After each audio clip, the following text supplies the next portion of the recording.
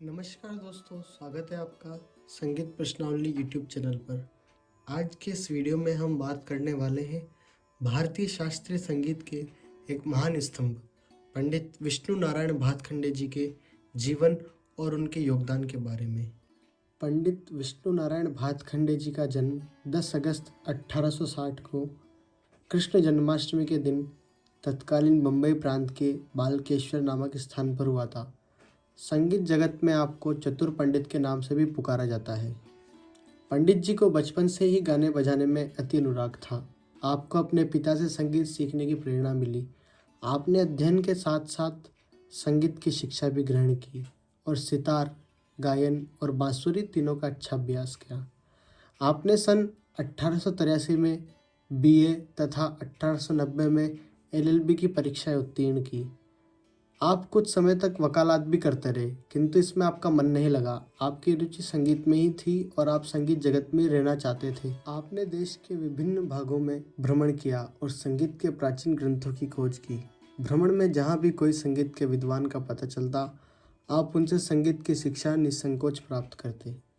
सर्वप्रथम 14-15 वर्ष की आयु में श्री वल्लभदास दमुल जी, श्री गोपाल गिरी तथा जयराज गिरी से सितार सीखना प्रारंभ किया तथा मुंबई के प्रसिद्ध सितार वादक के रूप में प्रसिद्ध हुए। रामपुर के नवाब कल्ब अली खान तथा ग्वालियर के पंडित एकनाथ ने भी इन्हें शिक्षा प्रदान की।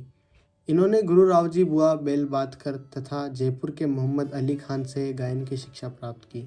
जिस समय भारत में रेडियो नहीं था, उस समय पंडित जी ने संगीत के प्रचार हेतु संगीत सम्मेलनों की कल्पना की। सन 1916 में बड़ौदा नरेश की सहायता से प्रथम संगीत सम्मेलन सफलतापूर्वक आयोजित किया। इसी सम्मेलन में अखिल भारतीय संगीत अकादमी, ऑल इंडिया म्यूजिक एकेडमी स्थापित करने का भी प्रस्ताव पारित हुआ। सन 1925 तक भातखंडे जी ने 5 संगीत सम्मेलन आयोजित किए।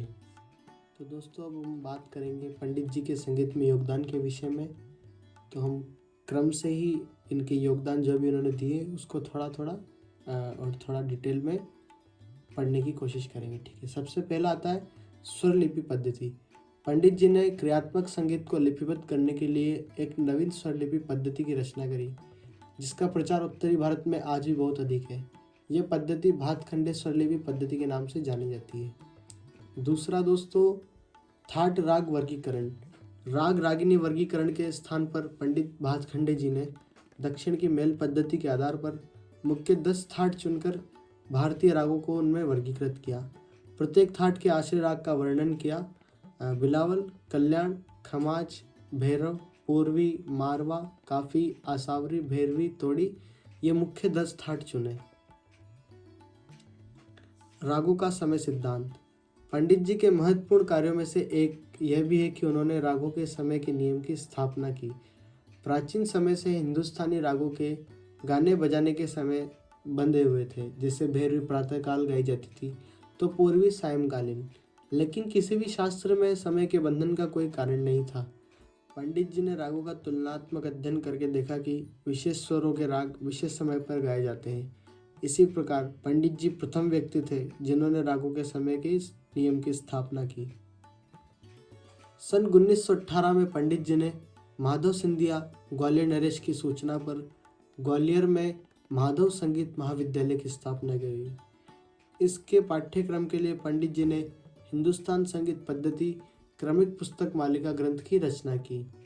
सन 1926 में राय राजेश्वर बाली, श्री राय उमानाथ बाली आदि के सहयोग से लखनऊ में मेरिस कॉलेज ऑफ म्यूजिक की स्थापना करी, जिसे वर्तमान में हम भातखंडे संस्कृति विश्वविद्यालय के नाम से जानते हैं। सन 1904 से 5 के लगभग बम्बई के कुछ मित्रों के सहयोग से गायक उत्तेजक मंडली की स्थापना करी। आपने काफ़ी सारे महत्वपूर्ण ग्रंथों की रचना करी, जिसमें से प्रमुख हैं स्वर मालिका, हिंदुस्तान संगीत पद्धति क्रमिक पुस्तक मालिका, इसके 6 भाग थे। लक्षण गीत संग्रह, अभिनव राग मंजरी, श्री मल्लक्ष संगीतम। आइए दोस्तों, कुछ विशेष तथ्य हम जानते हैं। पंडित जी ने मेरिस कॉलेज के प्रधान अध्यापक के रूप में अपने सुयोग्य शिष्य एस.एन. रतन जानकर जी को नियुक्त किया। पंडित जी ने गीत मालिका नाम की पुस्तक का भी सृजन किया, जिसके 23 प्रसिद्ध भाग हुए एवं इसमें 500 से अधिक परंपरागत रागदारी गीत स्वरलिपि सहित वर्णित है। इस प्रकार भातखंडे जी जीवन पर्यंत संगीत की अथक सेवा करते रहे और 19 सितंबर सन 1936 को उनका स्वर्गवास हो गया। थैंक यू दोस्तों। अगर आपको वीडियो अच्छी लगी तो चैनल को सब्सक्राइब करें और इसी तरह की और संगीत उपयोगी वीडियो के लिए हमारे साथ जुड़े रहें। Thank you.